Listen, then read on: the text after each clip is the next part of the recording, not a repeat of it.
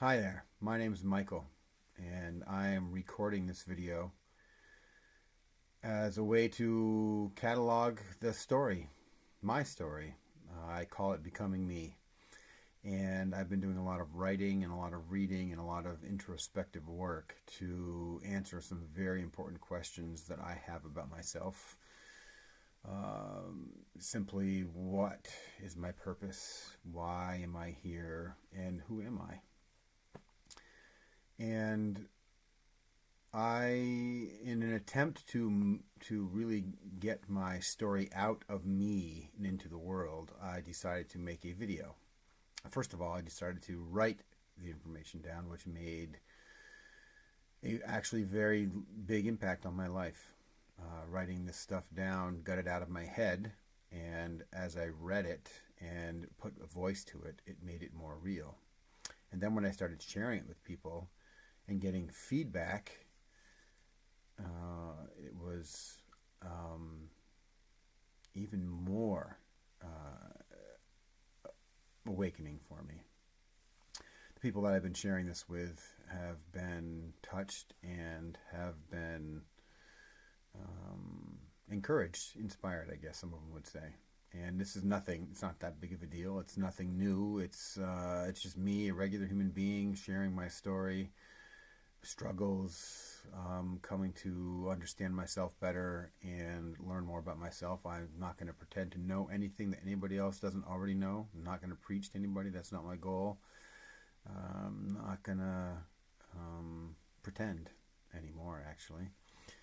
My goal is to share, be open, be vulnerable, um, express my feelings, which for me has always been very difficult to do. And this is my chance to step out of the shadows. So I want to start by sharing a dream that I had. It's funny, I was sharing this same dream with a friend of mine, and he said that is a medicine dream. And he's got a lot of history and knowledge about the Native American culture. And I asked him what a medicine dream was, and he simply said it's a dream that brings about awareness and healing. And he was right. So this is my dream, one of my dreams. I was climbing a mountain, which I don't do very often, but I really do enjoy being outside. And so it wasn't that weird of a dream. But in the dream, it felt like I had been going forever, climbing this mountain forever. And there was no path, there was no destination, there was no real reason I could think of to be doing it. And I was pushing through brush, and I was climbing over rocks, and I was cut, and I was bruised, and I was exhausted, and I was dirty. And I just kept taking one step after another without any real reason that I could figure out. No real destination. And as I plodded along, I started questioning, why am I doing this? What purpose could this be playing? What real reason might I have to just keep struggling and feeling the pain and being battered and bruised? I just couldn't grasp a real reason to be doing it. I guess maybe a metaphor for life a little bit. And I finally, after what felt like years, probably because I'm 48 years old and it has been years, I felt like it just had to end somehow. And when I thought that, I got to this point on the mountain, a point where I had to make a decision. And when I looked around, the decision was go back or go forward. And forward, I was standing on the edge of a cliff. So going forward meant falling off the cliff. And when I realized that in my dream, it was almost a moment of bliss. I had this amazing, peaceful feeling that I could end it. This has been my life. I can just step off the cliff and let gravity take its, do its thing, and be done. Be done with the struggle. Be done with the unknown. Be done with the seeking and the searching and being lost. And I wasn't going back because I didn't like where I came from. So I decided I was going to stand on the cliff and just kind of fall over. And when I was looking out over the cliff, it was kind of cloudy and dark and obscure because it was my dream and I wasn't feeling very good. So I stood there and I spread my arms out and closed my eyes and was ready just to take that step.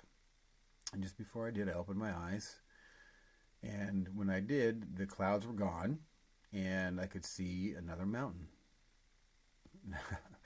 Wasn't really what I was hoping for, I don't think. But what I did also see is that there was a clear path on that mountain going up. And as I looked closer, there were actually stairs. Now, that to me was a little bit more relaxed and comforting to know there were stairs and an actual path. And I followed the stairs and the path all the way down the valley and then back up to where I was standing. And when I looked down, that's where the stairs started, which was interesting to me. And I decided to take a step and keep going. Now, that decision to keep going didn't really feel good. I was still exhausted and I was tired of searching and looking and not finding me or my purpose or what the meaning of my life was on this planet. But it felt like something new, and I took a step, and I'm still stepping, and I'm still walking, and there's going to be more mountains to climb. And what I think I discovered from this was that all of this obscurity and being lost and pushing through all the junk in the jungle and climbing over rocks and struggling was me hiding, behind anger and behind indifference because of all the pain and the sadness and the embarrassment and shame and that I've been carrying around for so long.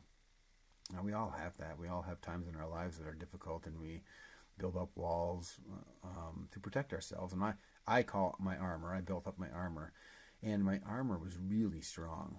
There have been a few things in my life that just made it important and necessary for me to create an armor that would protect me. Now, what I realized is that the armor, although protecting me from all the outside forces, and in reality that we didn't do that either. My perception was that I did that. But what the armor did even more damage to me was keeping everything in.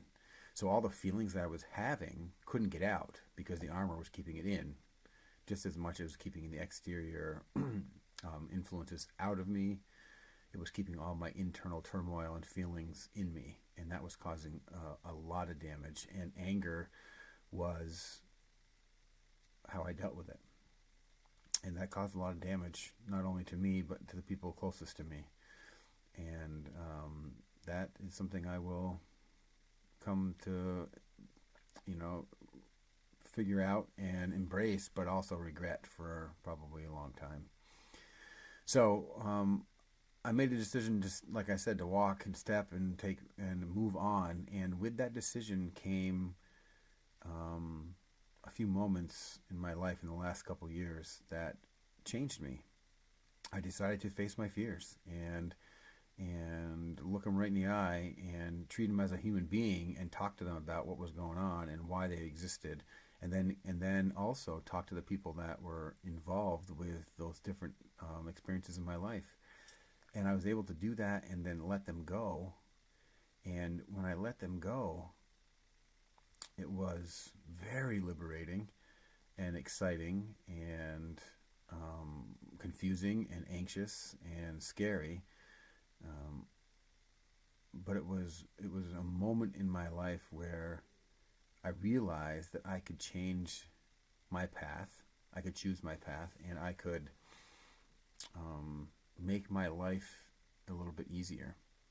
And when I was able to do that and let go of some of that embarrassment and shame and anger, I was able to realize that in order to feel what I was searching to feel, which was connected and happy and love and peace, I had to get through all the other feelings that were attached to that, the other side of the coin. And the happiness and positive energy and peace are now more prevalent, and the anger and shame and guilt and embarrassment and all those are easier to deal with and are less controlling of my life. So I'm hoping that by continuing to share some of my story and what I'm trying to accomplish, and what I hope for everybody, not just the people closest to me, but anybody that is struggling to find purpose and meaning in their lives, that some of the things that insights maybe I can come up with from my experiences and how I dealt with it in my life can be universal to other people, anybody that's watching this maybe, and help guide you as well as myself toward a little bit more peace and authenticity.